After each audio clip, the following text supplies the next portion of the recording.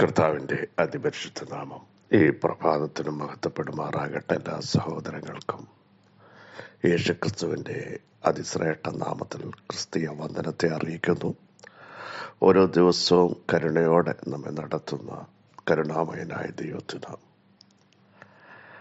നന്ദി പറയാൻ സമയമെടുക്കുമല്ലോ.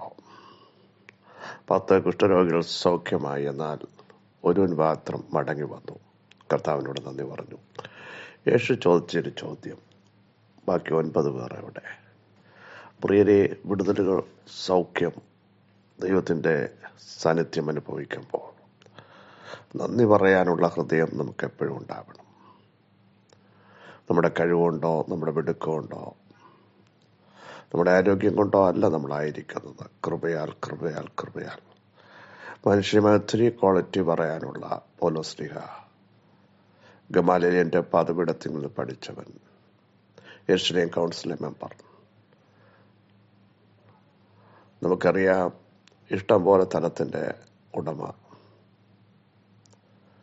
എല്ലാ മേഖലകളിലും കഴിവ് തെളിയിച്ചവൻ, എബ്രായൻ ജപിച്ച എബ്രായൻ, ന്യായപ്രമാണം സംബന്ധിച്ച പരീക്ഷൻ. പക്ഷെ ആ വ്യക്തി പറയുകയാണ്, ഞാനായിരിക്കുന്നത് കൃപയാലാണ്, കൃപയാലാണ്. തൻ്റെ കഴിവുകളെ അപ്രസക്തമാക്കിയ ദൈവ സാന്നിധ്യം, ആ ദൈവ തേജസ് ദമസ്കോസിൽ വെളിപ്പെട്ടു വന്നപ്പോൾ താൻ കർത്താവിൻ്റെ പാദപീഠത്തിങ്കൽ വീഴുകയാണ്. ഞാനായിരിക്കുന്നത് കൃപയാൽ. ക്രിസ്തു നിമിത്തം താൻ സകലവും വേസ്റ്റ് എന്നുണ്ടേ, ചപ്പന്ന് ചവറന്നുണ്ടേ. Praise the Lord. അങ്ങനെയെങ്കിൽ ഇന്ന് പ്രഭാതത്തിലും നമുക്ക് ധൈര്യത്തോടെ പറയാൻ കഴിയും, ഞാനായിരിക്കുന്നത് കൃപയല്ല, കൃപയല്ല. ധനവാൻ തൻ്റെ ധനത്തിലും ജ്ഞാനി തൻ്റെ ജ്ഞാനത്തിലും ബലവാൻ തൻ്റെ ബലത്തിലും പ്രശംസിക്കരുത്. പ്രശംസിക്കുന്നവനോ യഹോവയിൽ പ്രശംസിക്കട്ടെ. ഭൂമിയിൽ ദയയും ന്യായവും ചെയ്യുന്ന ഒരു ദൈവമുണ്ട്, സൃഷ്ടിതാവായൊരു ദൈവമുണ്ട്, സകലത്തിൻ്റെ എല്ലാക്കും കാരണഭൂതനുമായവനുണ്ട്. ആ ദൈവത്തിൽ പ്രശംസിക്കാൻ നമുക്ക് തയ്യാറാകാം. എല്ലാ മുട്ടും മടങ്ങുന്ന, എല്ലാ നാവും പുകഴുന്ന ഒരേ ഒരു നാമമേ ഉള്ളൂ. അത് നമ്മുടെ കർത്താവിൻ്റെ നാമമാണ്. സ്തോത്രം, സ്തോത്രം. ആ നാമത്തിൽ ഭൂലോകരുടെയും അധോലോകരുടെയും സ്വർലോകരുടെയും മുഴങ്കാലൊക്കെ മടങ്ങും. പിശാചുക്കൾ പോലും ആ നാമം കേൾക്കുമ്പോൾ വിറയ്ക്കുന്നു. കുഷ്ഠരോഗികൾ സൗഖ്യമാകുന്ന നാമം, ചെകിടറ ചെവി തുറക്കുന്ന നാമം, ഉമർ ശരിയായി സംസാരിക്കുന്ന നാമം. Price the Lord. മുടന്തർ മാനിനെ പോലെ കുതിക്കുന്ന നാമം. ഹല്ലേലൂയ. ഇന്ന് പകൽ നമ്മുടെ മധ്യേ വെളിപ്പെട്ട് വരട്ടെ ആ നാമത്തിൻ്റെ ശക്തി. നസ്രനായ യേശുവിൻ്റെ നാമത്തിൽ നീ എഴുന്നേറ്റ് നടക്കാൻ പറഞ്ഞപ്പോൾ ജന്മനാ മുടന്തനായവൻ, അതുവരെ എഴുന്നേൽക്കാത്തവൻ, നടന്നിട്ടില്ലാത്തവൻ, പാരലൈസായവൻ, സ്തോത്രം, അവൻ്റെ നരിയാണികൾ ഉറച്ചു, അവൻ കുതിച്ചു. Price the Lord. ആ നാമത്തിൻ്റെ ശക്തിയുടെ വ്യാപാരം ഇന്നു പകൽ നമ്മുടെ മേൽ വെളിപ്പെട്ടു വന്നാൽ നടക്കാത്തത് നടക്കും, കുതിക്കാത്തത് കുതിക്കും. ഉറക്കേണ്ടതിനെ ദൈവം ഉറപ്പിക്കും. എത്ര പേർക്ക് വിശ്വസിക്കാൻ കഴിയും? യേശുവിൻ്റെ നാമത്തിൻ്റെ ശക്തി എൻ്റെ മേലും എൻ്റെ കുടുംബത്തിൻ്റെ മേലും ഒന്ന് വ്യാപരിപ്പിക്കണമേ അപ്പച്ച. ആ നാമത്തിൻ്റെ ശക്തിയുടെ വ്യാപാരത്താൽ ഒരു വിടുതൽ ഞങ്ങൾക്ക് സംഭവിക്കുമെന്ന് വിശ്വസിക്കുന്നവർ ആമേൻ പറയുമെങ്കിൽ ആ നാമത്തിൻ്റെ ശക്തി നിങ്ങളുടെ മേൽ വരികയാണ്. നസ്രനായ യേശുവിൻ്റെ നാമത്തിൻ്റെ ശക്തി എവിടൊക്കെ വെളിപ്പെട്ട് വന്നിട്ടുണ്ടോ അവിടൊക്കെ അത്ഭുതങ്ങൾ സംഭവിച്ചിട്ടുണ്ട്. ആത്മാവിൻ്റെ ഇടപെടിയിൽ വന്നിട്ടുണ്ട്. യേശുവിൻ്റെ നാമത്തിൻ്റെ ശക്തിക്കായി ഇന്നു പകൽ നമുക്ക് സ്തോത്രം ചെയ്ത് ദൈവത്തെ ആരാധിക്കാം. ദൈവത്തിൻ്റെ നാമത്തിൻ്റെ ശക്തിയുടെ വലുപ്പത്താൽ ശത്രുക്കൾ കീഴടങ്ങുന്ന നാമമാണ്.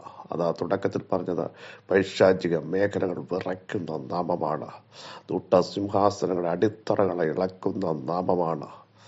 ആ നാമത്തിൻ്റെ ശക്തി ഇന്നു പകൽ ഈ പ്രഭാതത്തിൽ നമ്മൾ പറഞ്ഞുകൊണ്ടിരിക്കുമ്പോൾ തന്നെ ചില കുടുംബങ്ങളിൽ വിടുതലായി പരിണമിക്കുന്നു, സൗഖ്യമായി വെളിപ്പെടുന്നു, ദൈവിക സ്വസ്ഥതയായി വെളിപ്പെടുന്നു. യേശുവിൻ്റെ നാമത്തിൽ നിങ്ങളെ അലട്ടുന്ന ചില അന്ധകാര മണ്ഡലങ്ങളുടെ വ്യാപാരം ഈ നാമത്തിൻ്റെ ശക്തിയാൽ അത് വന്നിടത്തേക്ക് മടങ്ങിപ്പോകുന്നു. യേശുവിൻ്റെ നാമത്തിൻ്റെ ശക്തി ഇന്ന് ഈ പ്രഭാതത്തിൽ നമ്മുടെ കൂടാരത്തിനകത്തേക്ക് വ്യാപരിക്കുന്നതിനാൽ നന്ദി നിറഞ്ഞ ഹൃദയത്തോടെ നമുക്ക് സ്തോത്രം ചെയ്യാം.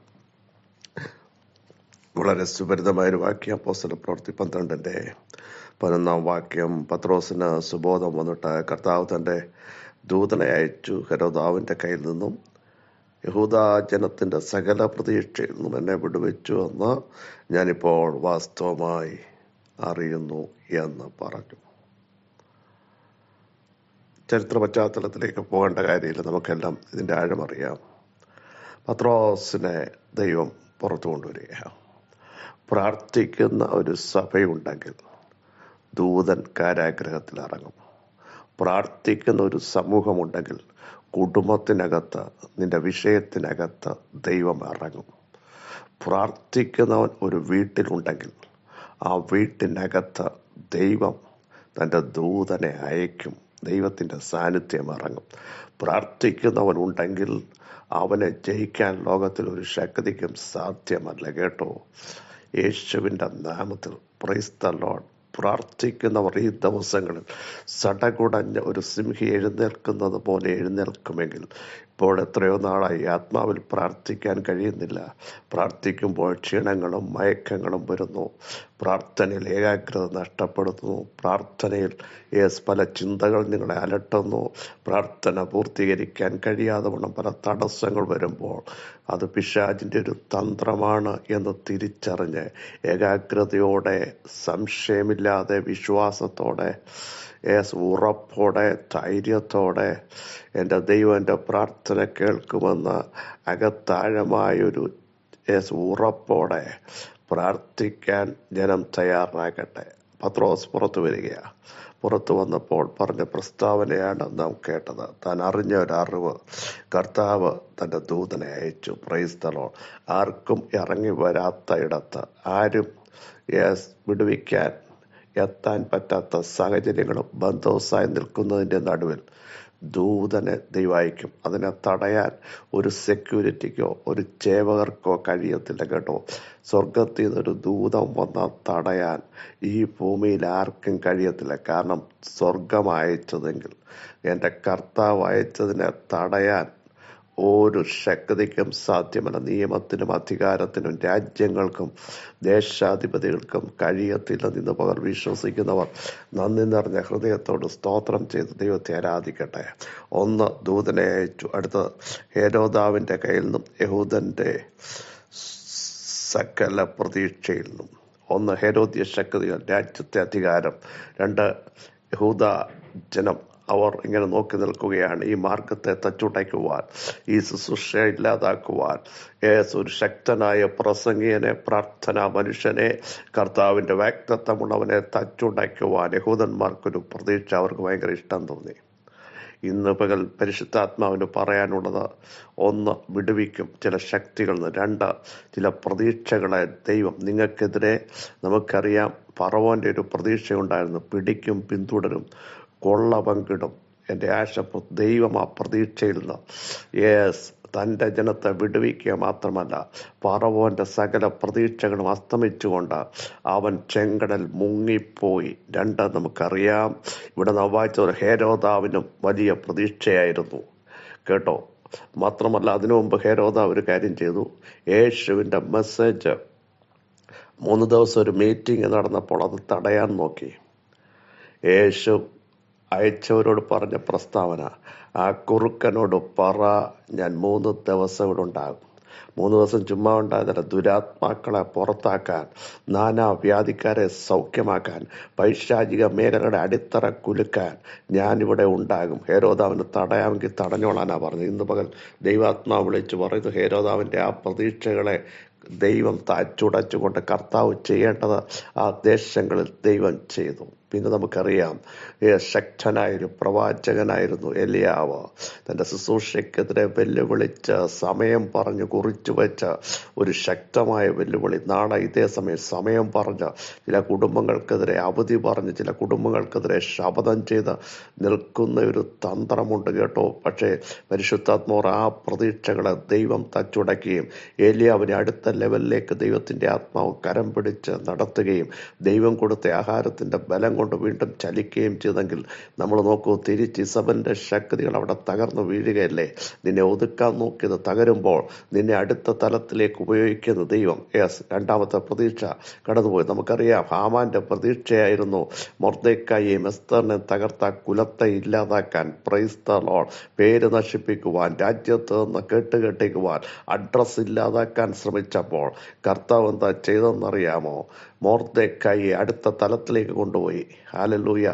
എസ്തറിന് ദൈവത്തിൻ്റെ ഒരു പ്രവൃത്തി തൻ്റെ ഉപവാസം പ്രാർത്ഥന പ്രസിദ്ധമാക്കിയപ്പോൾ വെളിപ്പെടുകയും സാമാന്യ ശക്തികൾ അവർ തന്നെ ഒരുക്കിയ കഴുകുമരത്തിൽ തൂങ്ങപ്പെടുകയും ആ കുലമില്ലാതാകുകയും ചെയ്തപ്പോൾ മൊർദെഖായി യഹൂദന്മാരും പ്രസിദ്ധരായിത്തീരുകയും യഹൂദന്മാരെ പറ്റിയുള്ള പേടി ദേശത്തിൻ്റെ മേൽ വീഴുകയും അനേകർ ദൈവത്തെ അറിയാൻ ഇടയാകുകയും ചെയ്തത് മറന്നു പോകരുത്.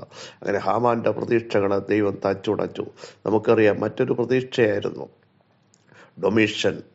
യോഹന്നാന്റെ ശുശ്രൂഷകളെ ഇല്ലാതാക്കി പ്രസംഗത്തെ തടയാൻ നോക്കി. എവിടെ ഇട്ടു? പത്മോസിൽ കൊണ്ടിട്ടു. പക്ഷെ തെറ്റുപറ്റി.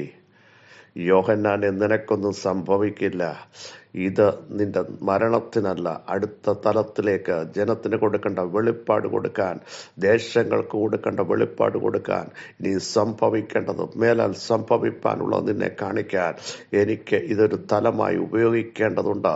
ഡൊമീഷ്യന്റെ ശക്തികളെ ദൈവം തകർത്ത് കളഞ്ഞില്ലേ പ്രിയരെ? ഓരോന്നെണ്ണി നോക്കിയാൽ എത്രയോ പ്രതീക്ഷകൾ എനിക്കെതിരെ നിങ്ങൾക്കെതിരെയും ശത്രു ഒരുക്കി കഴിഞ്ഞ നാളുകൾ, കഴിഞ്ഞ മാസങ്ങൾ, കഴിഞ്ഞ വർഷങ്ങളിൽ. എന്നാൽ ദൈവം നിങ്ങളെ ദേശങ്ങൾ നിർത്തിയില്ലേ? കുടുംബമായി നിർത്തിയില്ലേ? നടത്തിയില്ലേ? ദൈവം എന്തെങ്കിലും കേടുവരുത്തിയോ? അസാധാരണ ദൈവപ്രവൃത്തി അതത് സമയത്ത് നിങ്ങൾക്ക് വേണ്ടി വെളിപ്പെടുത്തി ചില പ്രതീക്ഷകളെയും ചില കൂട്ടുകെട്ടുകളെയും ദൈവം പൊളിച്ചെങ്കിൽ ഇന്ന് പകലാ ദൈവ സാന്നിധ്യം നിങ്ങളുടെ മേൽ വരികയാണ്. വിളിച്ചു പറ, കർത്താവേ, ചിലരുടെ പ്രതീക്ഷകളെ അങ്ങ് അസ്തമിപ്പിച്ചതിന് സ്തോത്രം, അതിനെ പൊളിച്ചതിന് സ്തോത്രം, ചില ദുഷ്ടൻ്റെ കൂട്ടുകെട്ട് ഞങ്ങളെ വിടുവിച്ചതിന് സ്തോത്രം, കെണികളെ ദൈവം പൊട്ടിച്ചതിന് സ്തോത്രം. യേശുവിൻ്റെ നാമത്തിൽ ഈ വചനത്തിൻ്റെ ശക്തി ജനത്തിൻ്റെ മേൽ വ്യാപരിക്കുന്നതിന് സ്തോത്രം. ഞങ്ങളുടെ മഹത്വമുള്ള പൂജം അനുകൂലമാക്കുന്നതിന് സ്തോത്രം. ദൈവപ്രവൃത്തിക്ക് സ്തോത്രം. ദൈവാത്മാവിൻ്റെ ഇടപെടലുകൾക്ക് സ്തോത്രം. അസാധാരണമായ ദൈവപ്രവൃത്തി യേശുവിൻ്റെ നാമത്തിൽ ഇന്ന് പകൽ കർത്താവ് വെളിപ്പെടുത്തിയിരിക്കുക. സ്തോത്രം. സകല മഹത്വം അങ്ങേക്ക് യേശുവിൻ നാമത്തിൽ തന്നെ. ആമേൻ, ആമേൻ. ക്രിസ്തുവിൽ വാത്സല്യ സഹോദരങ്ങളെ, ധൈര്യത്തോടെ മുമ്പോട്ട് പോകൂ. ദൈവമഹത്വം ദൈവം വെളിപ്പെടുത്തും. ദൈവത്തിൻ്റെ കൃപ കൂടെയിരിക്കും. സകല പ്രതീക്ഷകളും ദുഷ്ടൻ്റെ സകല ആശകളും നശിച്ചു പോകും. തിരുവെഴുത്ത് പറയുന്നു, 112 ദുഷ്ടൻ്റെ ആശ നശിച്ചു പോകും, അവൻ പല്ലുകടിച്ചുരുകിപ്പോകും. കാരണം തൻ്റെ ജനം വിടുതൽ പ്രാപിക്കുന്നത് കാണുമ്പോൾ, അറിയുമ്പോൾ ദുഷ്ടശക്തികൾക്ക് ഭ്രമം തട്ടും. ഈ വചനങ്ങളാലോട് സഹായിക്കട്ടെ. ക്രിസ്തയേശുവിൽ നിങ്ങളുടെ സഹോദരൻ പാസ്റ്റർ മാത്യു.